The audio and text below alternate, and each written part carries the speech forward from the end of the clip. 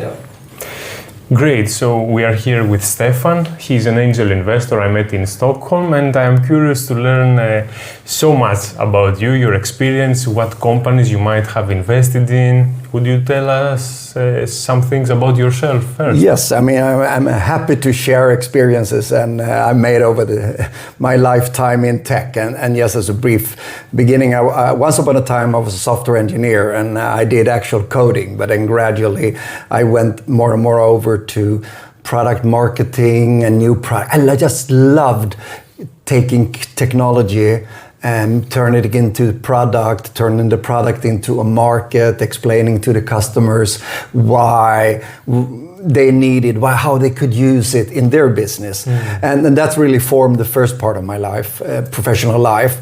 And I came into internet out of pure chance. I wish I could say that I was so smart, so I knew how internet would change our life. But I was just a young engineer, and here's some new tech. I didn't know. Oh, interesting. Let's play with the new tech. And that really formed what I did in most of the 90s, where I worked for American companies, the last 6 years for Cisco, where we were just rolling out internet infrastructure globally. I traveled a lot. Some years I spent more nights in hotels than in my home.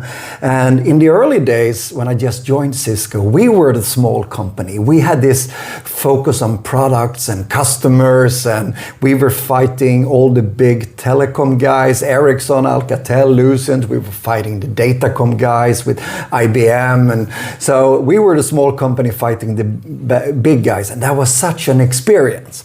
And then fast forward 6 years, Cisco had turned into this, from having hundreds of employees when I joined, we had 42,000 employees. Wow. I spent most of my time fighting stupid internal battles. I had my boss in Silicon Valley. I spent at least a week per month there. And I was just spending my time on things I didn't enjoy. And so I just resigned. I said, I've had enough of this.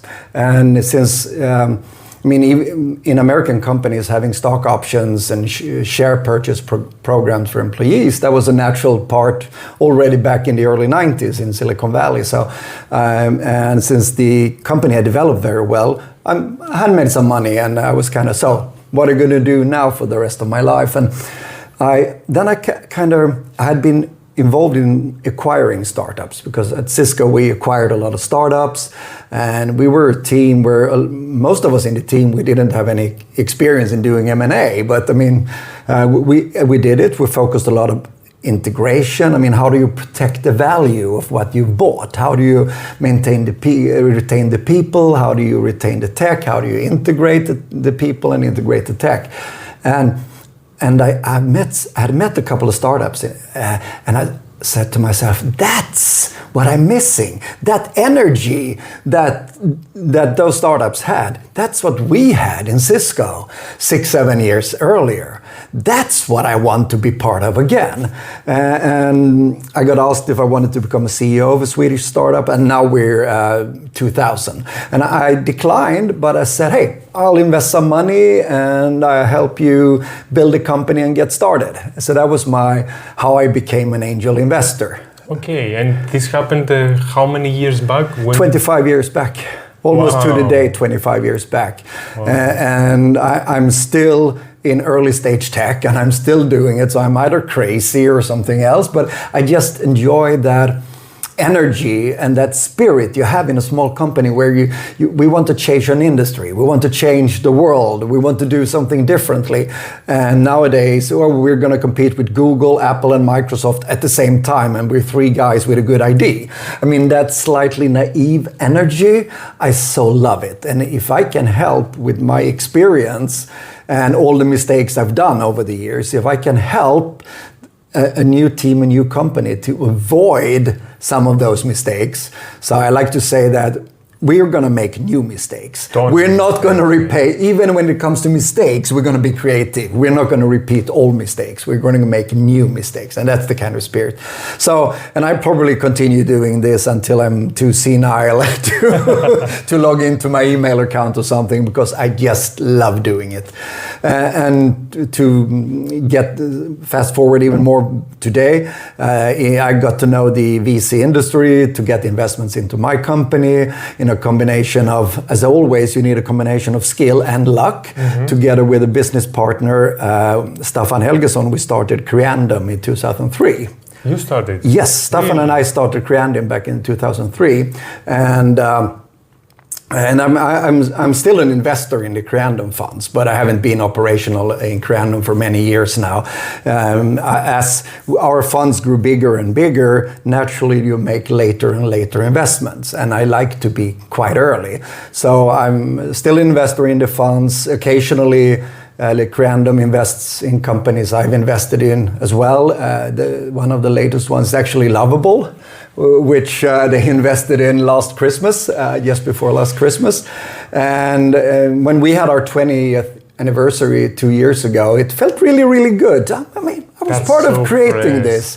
An organization that's top tier in their industry, well liked, and felt good to know that I helped create that. It's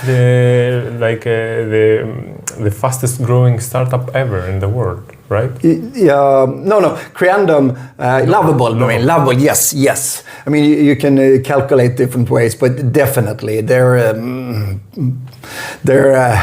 growth is incredible.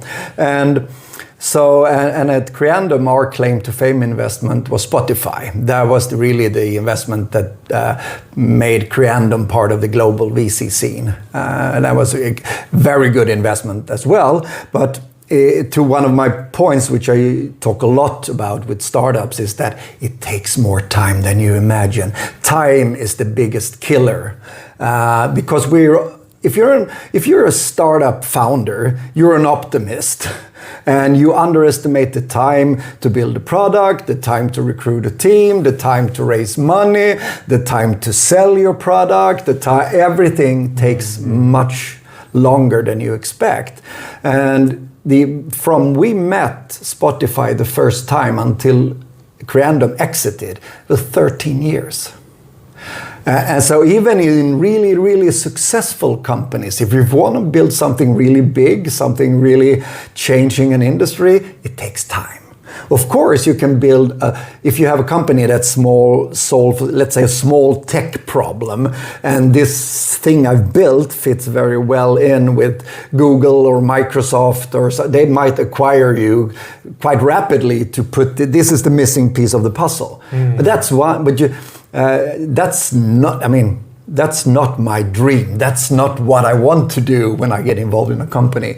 I want us to have the vision that we're building a good, fantastic company on its own rights. Because if you try to build a piece of the puzzle for somebody else, you might miss. And so what are you going to do now? So the best way is always to build a good company, because then people will be interested in buying it. If you try to build a company to be bought, and whatever your theory around who should buy you didn't pan out, then you could be in a really shitty place, to be honest. So what do you think about these startups that are saying, for example, we have an exit strategy in 2-3 years? We're going to... Honestly, I don't... I like to have the discussion around exits and different types of exits, but you shouldn't focus too much too early. So for all investors, whether it's angels or VCs, or everybody needs their money back at one point in time. You can't just invest money; you need money back. And early stage venture is really, sometimes the time from first investments to actually getting money can be very large sometimes. But focusing at a stage where maybe we have a minimal viable product, we've tested it with a few customers, we don't really know whether we've hit it right yet, then start talking about exit strategy. No, that's premature. But having the discussion first in the founder team, what's our ambition? What kind of company do we want to build? Do we want to build a company that's profitable, that can pay dividends to us founders so we can buy Ferraris or whatever we want to do and live comfortably? Or do we want to change the world? We want to change an industry. And I've seen teams that haven't had that discussion. And if I feel that in a discussion with a team that they haven't synchronized their ambition level and their vision, I basically tell them politely that you guys go out, have a couple of beers, or girls go out and have a few not have a few girls, have a few beers, talk together and about vision and ambition, not only because a lot of times they're so focused on tech, they're building a product and they haven't talked about what's our goal with building this company. And it's all startups sometimes run into problems. You run out of money, your first customer cancels the contract, shit happens all the time. That's normal. And then to keep the team from not falling apart, you need this shared vision of what you want to do. Oh yeah, this is just a minor setback, but we still have the goal, and so what do we have to do to get back on the track towards our goal? But if you don't have aligned goals, then you're more likely to have frictions and problems in the team. And what did you see in Lovable? Yes. What were the unique parts? One of the things I really liked when I met Anton and Fabian the first time was that they had a clear idea on other things than just the product. So how do we build a community? How do we drive interest? How do we create a situation where there is fear of missing out, both amongst people that want to use it? So, I mean, how do you create a lot of people that want to use your tools, and how do you turn that into announcement? How do you drive FOMO with investors? So they had a very clear view that it's not enough to build a product. You need to get attention, you need to get users, you need to get investors, and then you need to do other things. And they had, Anton had experience from a previous startup, Depict, where he had learned some of those things. And he had a very clear view on things you need to do besides building a great product. Yeah. And that was really what convinced me, because there are a number of AI-assisted dev tools, vibe coding tools, and even if I'm an old programmer, I can't tell the difference between one or another from a technical perspective. But what made the difference for me was really their bigger picture, the bigger view that we need to take a position in this market. We can't be a runner-up or a third, a fifth. We need to take a position in this market. And I had an idea how to achieve that. So that's something I liked. Just to step back. So when I left Creandum and started making my own angel investments, first I did it on my own, but then 4.5 years ago, I started to work together with a business partner. He had sold his business-to-business company, and he started to make some investments as well. And we realized, both of us, we made some parallel investments. We realized that a team of one is not a strong team. So we decided to make a team of two. So then we started Further Than Capital, which is our joint vehicle we make investments through. And that's where we made a Lovable investment, is through Further Than Capital. And today we have, for the last 4 years, we've done 21 investments. And this morning we actually had a meeting in this building and shook hands with a new project. We shook hands on making a new investment in a new project this morning. So that's kind of and for me, and that's quite interesting, because I know I've met this guy historically. He has done previous startups, so And I met him during the time of one of his previous startups, which was a very good exit. Got VC money and they sold it. And it was good company. And I didn't invest, but I know the investors and I had met him. So that was kind of a shorter process. We had somebody with track record, somebody that had dealt with before. So it's quite a rapid process. But another team we met November last year. And just recently, we've decided to work together, and so they've matured their R&D. We've helped them and advised them, because in the really early days, you don't really need so much money. So what we really, and that's really why we have the name Further Than Capital. We want to help them with how to think. How do you build everything from building a company to the team, the value of having not only inside a company, but also around the company, good, smart people that can help you. So sometimes it takes a year, and sometimes it's a number of weeks and days before we decide to, we like these guys. And it's a lot about getting good chemistry and meeting the team several times, and also meeting outside a conference room. Grabbing a beer together, talk about life. So what do you? Oh, That's how I met you. Yes, exactly. Oh, you love sailing. Oh, I used to do a lot of sailing and talk about that, and I really like that because, to be honest, I mean, I have a lot of former colleagues that have retired to Southern Europe and play golf. I can visit them for a couple of days, and then I start to go. I can't really. I need the energy and everything that's happening. Then, of course, some days are. I mean, if things are happening in too many companies at the same time, of course, certain days you go. But that's that's normal as well. You have this roller coaster. Of course. Yeah. By the way. And I will cut this. How much time? Now we are 16 minutes and 30 seconds. Okay. And I think it gives me a total of 24 minutes and 21 seconds. Okay, perfect. Should I save this part first and start a new recording? Yeah. What do you think? I have started recording, so whenever you're ready, we have 12 minutes more or less. Yeah. I made a change. Yep. Yeah. Okay. Yep. Great.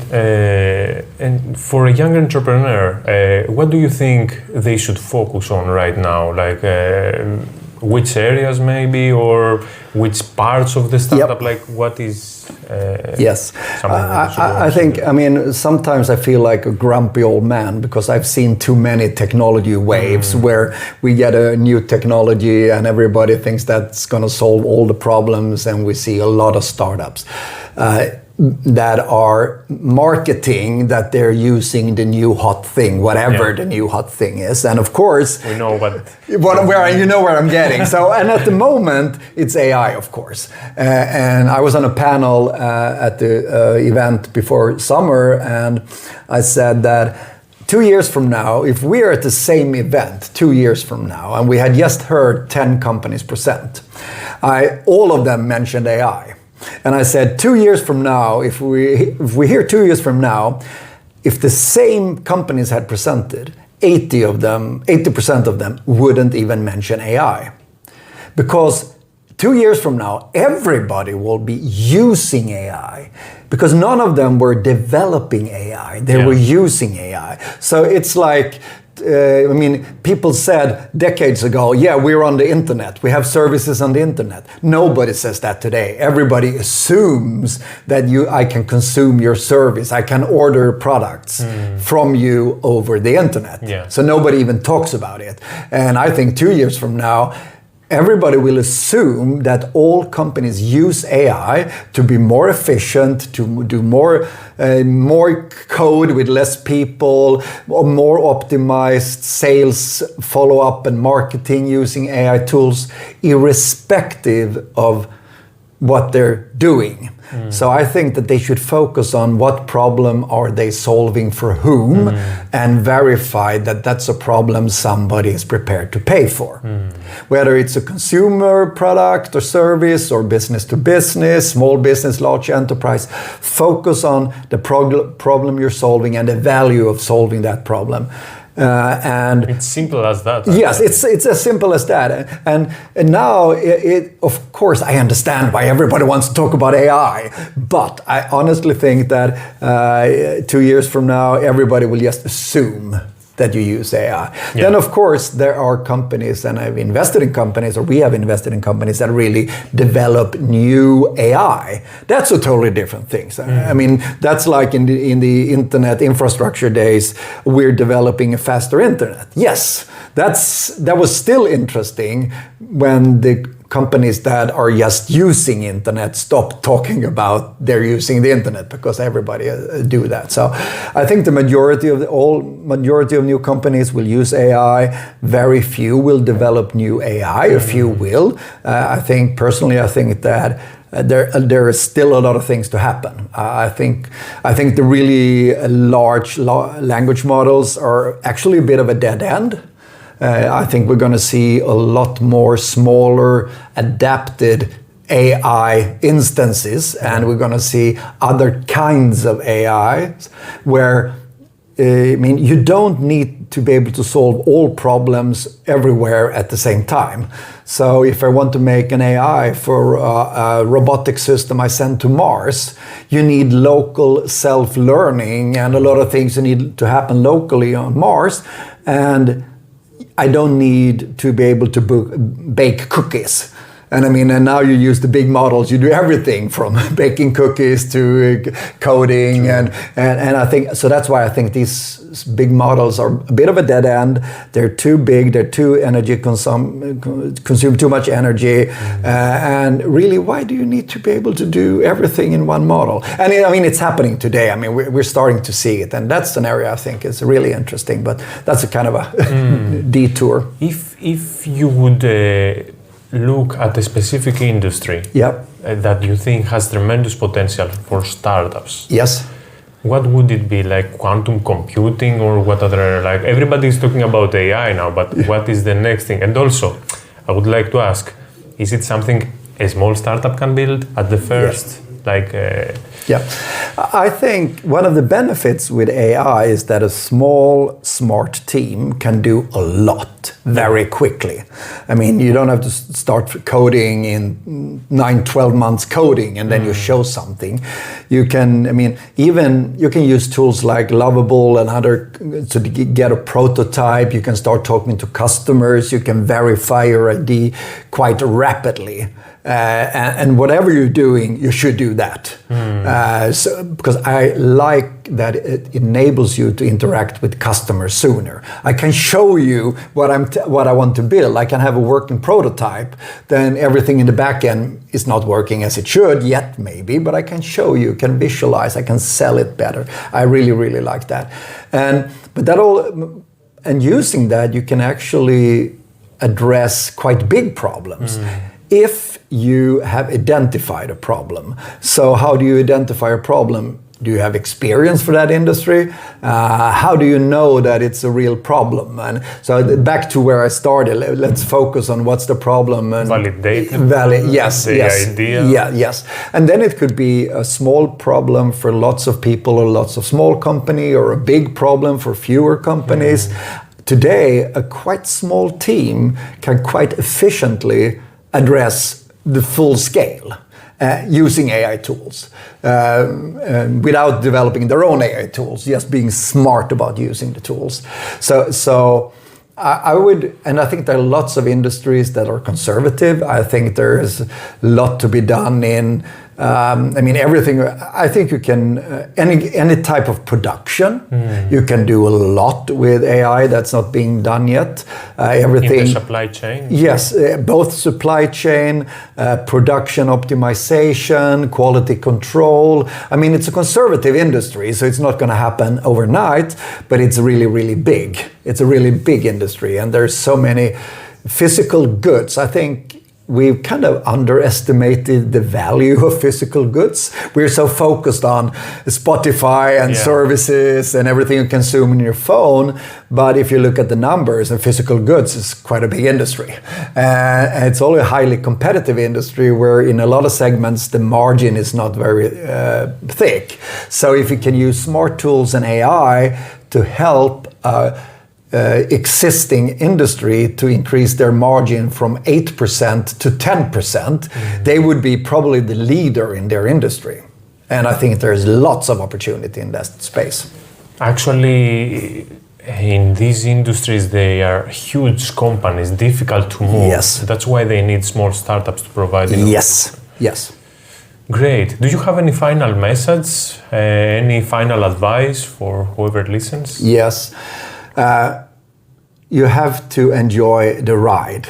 You have to go out with the mindset that this is going to be a roller coaster. Let's enjoy the ride. And you also have to understand that early stage venture, most of the companies fail. Yeah. So the chance that you're failing is higher than the chance if you're succeeding. Of course, you don't want to hear that. But if you focus on the ride and what you can learn and come out of it more experienced, so maybe you start another startup. So yes, what did you learn? Oh, we did that wrong and we didn't have the right team. And now we have this other idea, and now we have the idea and the experience. And in that, some connections? Yes, you have the network and the connections.